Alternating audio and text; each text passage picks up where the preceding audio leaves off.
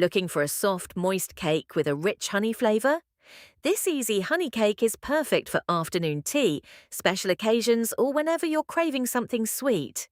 Start by preheating your oven to 180 degrees Celsius and greasing a loaf tin or round cake tin. In a large bowl, cream together 150 grams of softened butter and 100 grams of light brown sugar until light and fluffy. Add 3 eggs, one at a time, mixing well after each addition. Next, stir in 150 milliliters of honey and a teaspoon of vanilla extract. Fold in 200 grams of self-raising flour until you have a smooth batter. Pour the mixture into your prepared tin and bake for 35 to 40 minutes, or until a skewer inserted into the center comes out clean.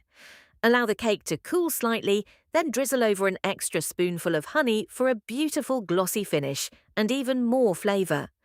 Perfect served with a cup of tea or coffee. Subscribe to Nodeni for more recipes and easy baking ideas.